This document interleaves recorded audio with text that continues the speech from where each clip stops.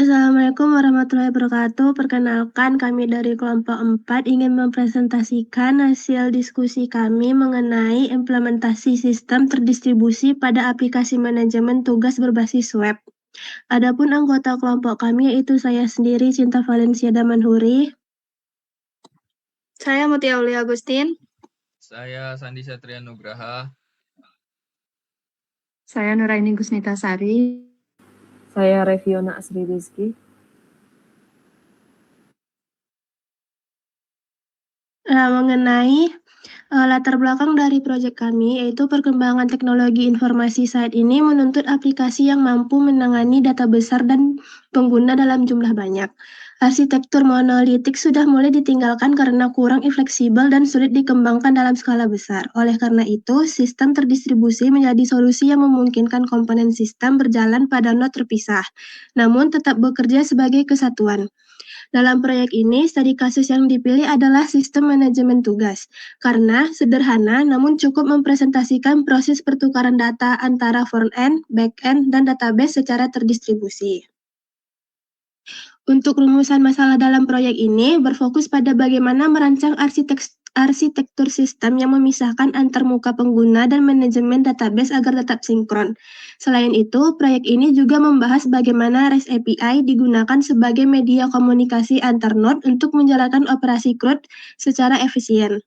Permasalahan lain yang diangkat adalah bagaimana mengatasi kendala teknis seperti konektivitas database, dan kebijakan keamanan browser berupa CRUD dalam integritas sistem terdistribusi.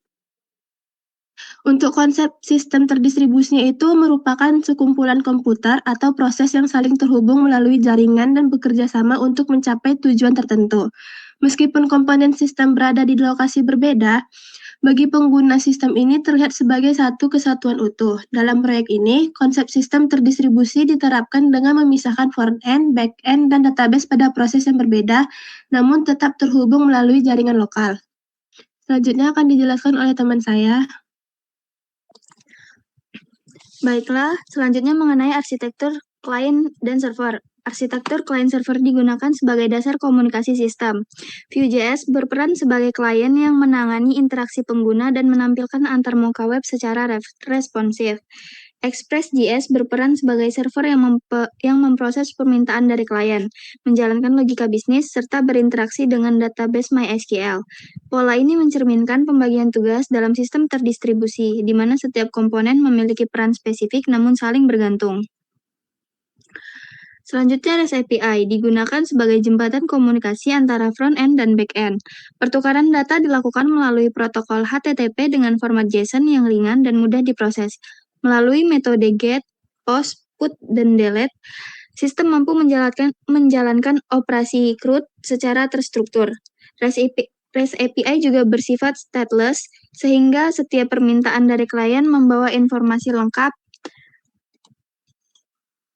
tanpa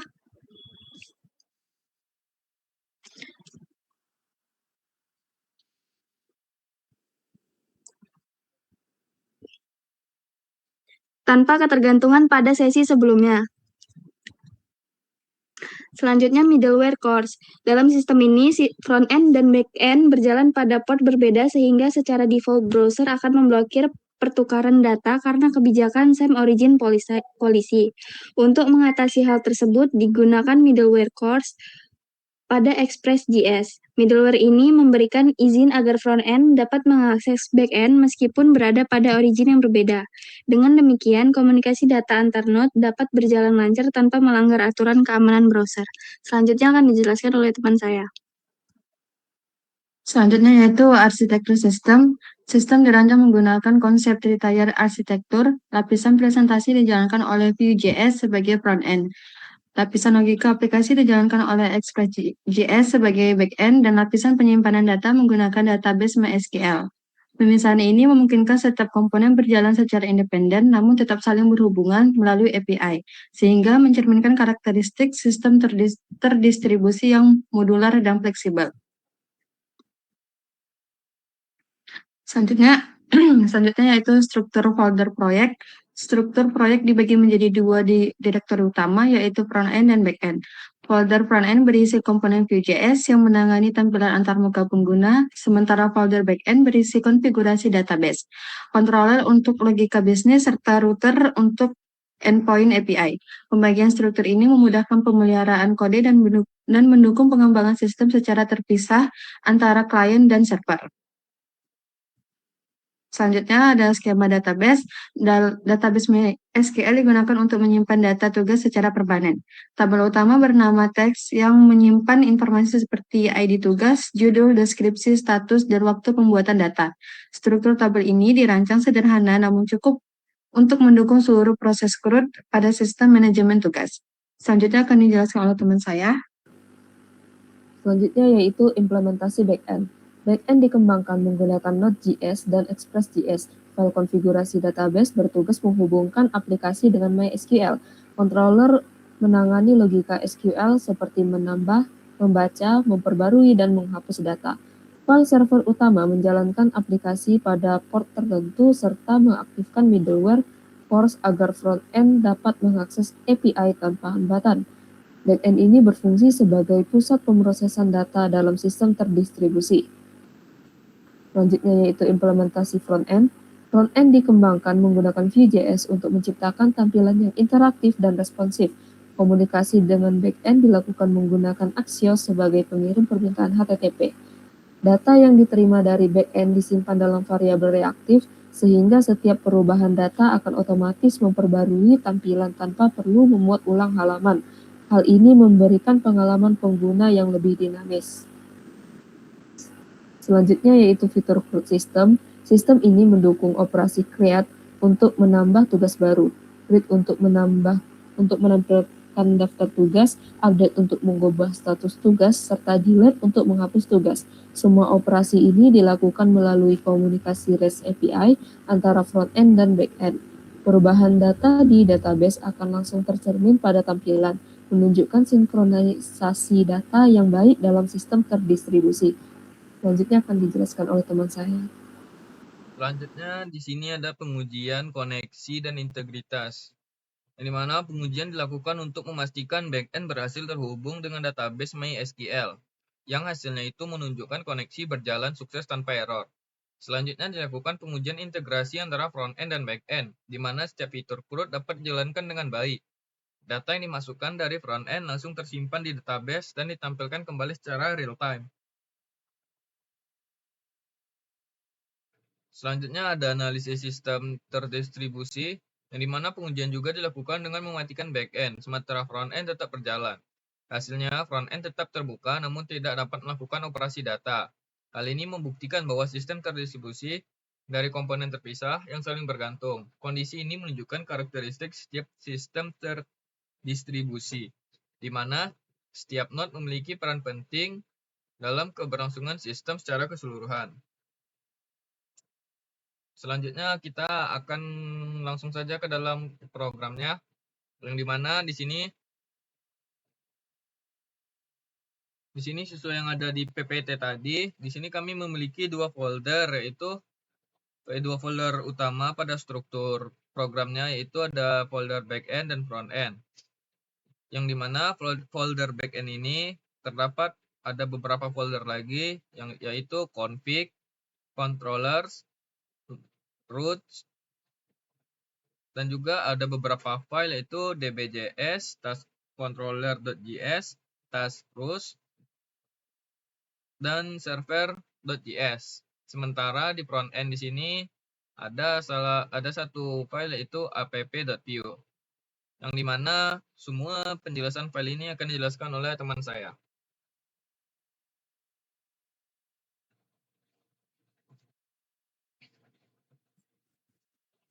Baik, yang pertama yaitu kami mengimport library MySQL. Di baris con MySQL ini, kami mengimport library MySQL 2 yang digunakan untuk menghubungkan Node.js dengan database MySQL.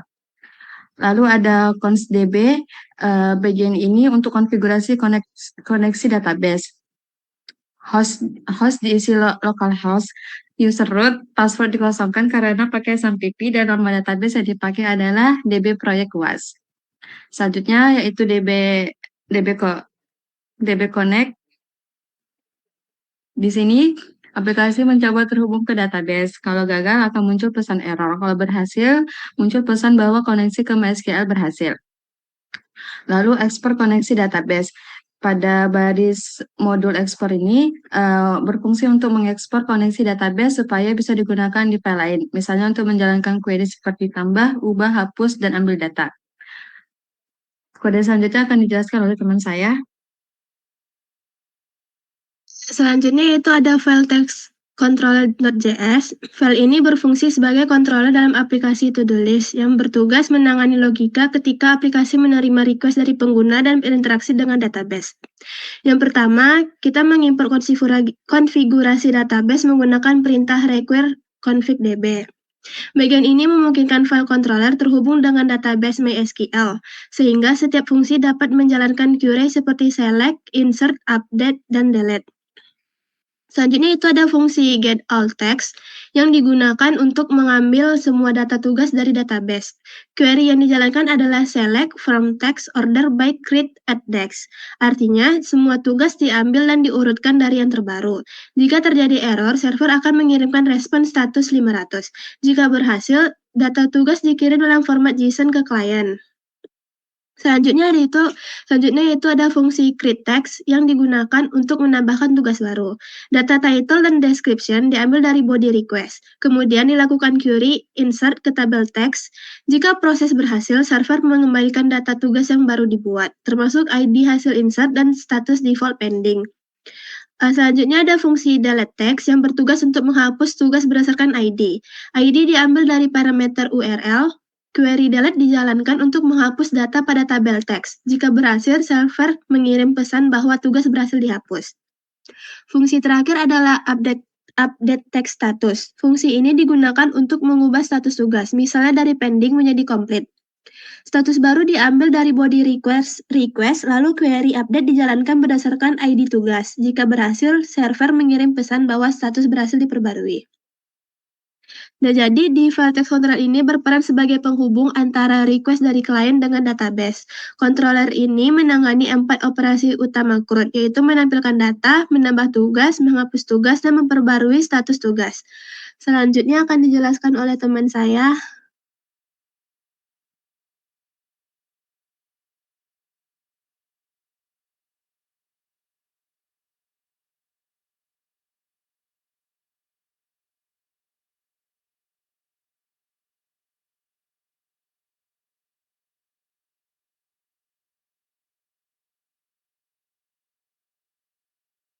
Di sini ada fungsi Quants Express,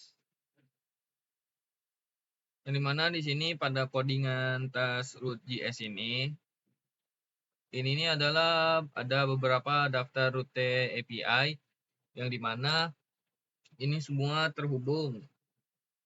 Yang dari router ini terhubung ke task controller, yang dimana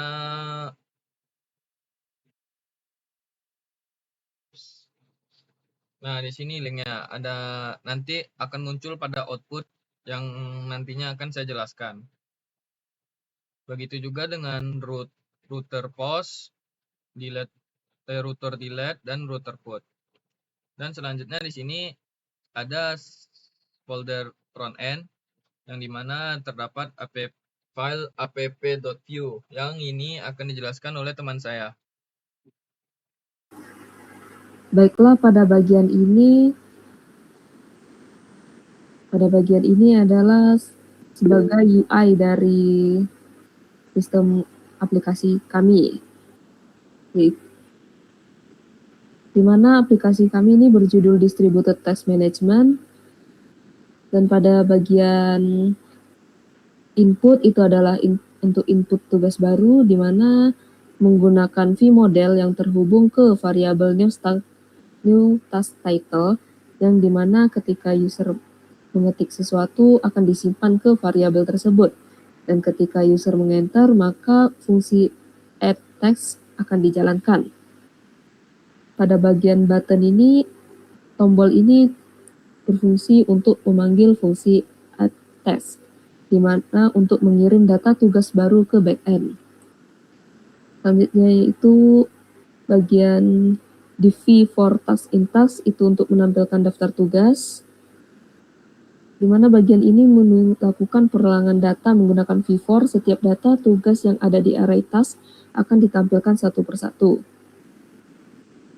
Selanjutnya, bagian input type checkbox. Itu checkbox untuk mengubah status. Checkbox ini untuk menunjukkan apakah tugas sudah selesai atau belum. Kalau statusnya komplit, maka checkbox akan tercentang. Saat checkbox diubah, fungsi toggle status task dipanggil untuk mengubah status di backend.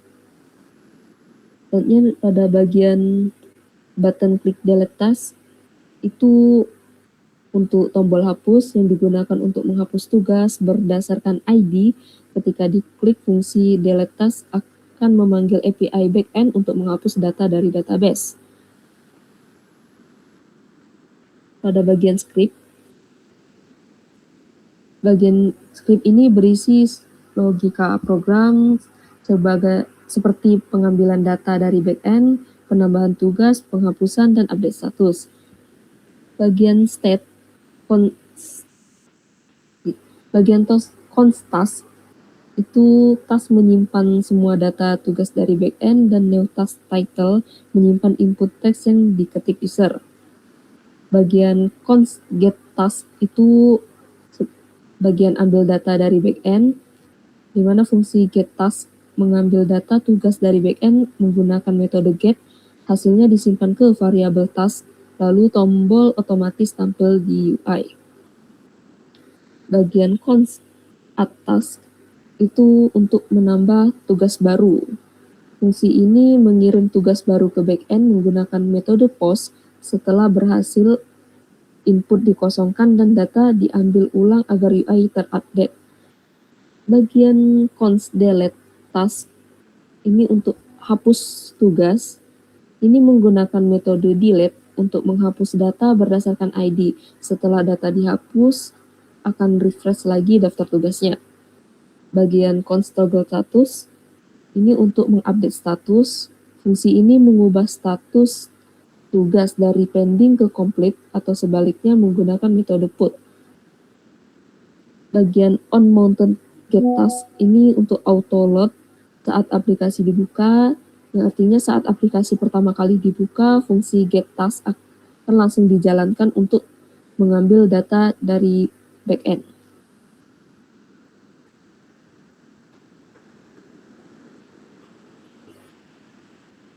Selanjutnya kodenya akan dijelaskan oleh teman saya.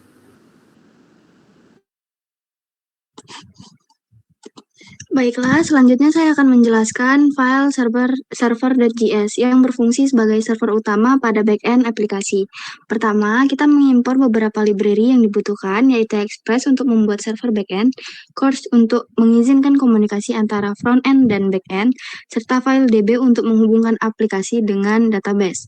Selanjutnya, kita mengimpor file task routes yang berisi kumpulan rute API untuk mengelola data task. Pemisahan rute ini bertujuan agar struktur kode lebih rapi dan mudah dikelola. Setelah itu, kita menginisialisasi aplikasi Express dengan membuat variabel app. Kemudian kita menambahkan middleware. Middleware course ini digunakan agar front-end dapat mengakses back-end tanpa kendala course. Sedangkan Express.json memungkinkan server menerima data dalam format JSON dari request client. Selanjutnya kita menggunakan task routes dengan prefix /API/task, artinya seluruh endpoint yang ada di file task routes akan diakses melalui URL yang diawali dengan /API/task. Berikutnya terdapat route sederhana pada path yang digunakan untuk melakukan pengujian. Jika server berjalan dengan baik, maka akan menampilkan pesan bahwa server backend berjalan lancar. Terakhir, server dijalankan pada port 5000 menggunakan fungsi app.listen. Jika server berhasil dijalankan, maka akan muncul pesan di konsol yang menandakan server aktif. Dengan demikian, file server.js berperan sebagai pusat konfigurasi backend yang mengatur middleware routing, serta menjalankan server aplikasi. Selanjutnya akan disampaikan oleh teman saya. Nah, di sini saya akan menjelaskan cara kerja dari program yang kami buat. Di sini pertama, kita perlu menghidupkan XMPP dulu agar dia bisa terhubung ke backend-nya nanti. Di sini kita start aja PC dan MySQL.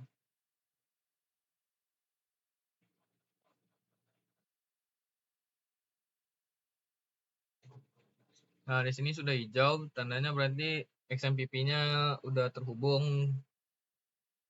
Nah, selanjutnya di sini kita bisa pindah ke apa dulu? Folder. Baru kita cd ke backend-nya.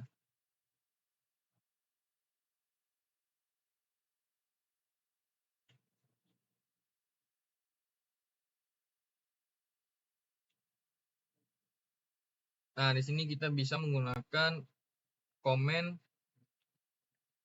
npx node-mon-server.js yang dimana komen ini berfungsi nanti untuk menghubungkan front-end ke back-end secara otomatis. Nah, di sini node-mon-server.js sudah terhubung yang ditandai oleh ini koneksi ke database MySQL berhasil.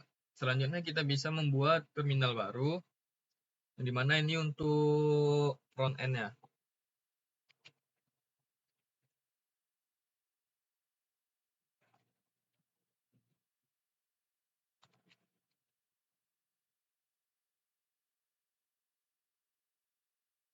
Nah, di sini kita bisa untuk melihat hasilnya npm render. Nah, di sini sudah ada linknya yaitu http localhost 5173. Kita tekan saja.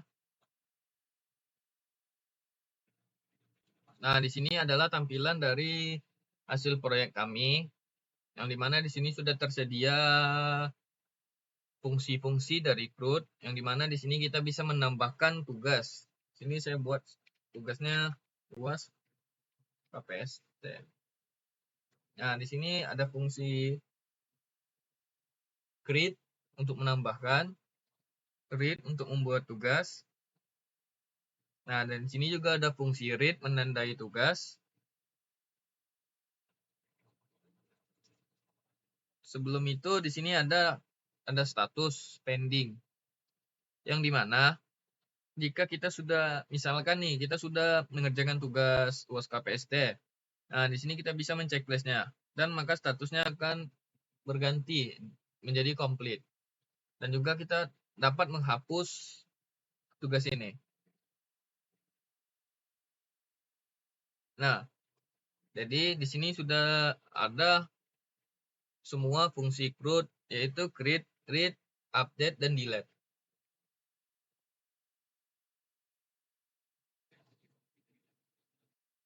Jadi kesimpulannya adalah proyek ini berhasil menerapkan konsep sistem terdistribusi melalui pemisahan front-end, back-end, dan database. REST API-nya terbukti efektif sebagai media komunikasi antar komponen. Sistem juga mampu menjaga sinkronisasi data antara database dan antarmuka pengguna dengan integrasi teknologi yang berbeda. Sistem tetap dapat bekerja harmonis selama mengikuti standar komunikasi yang sama. Sekian presentasi dari kelompok kami.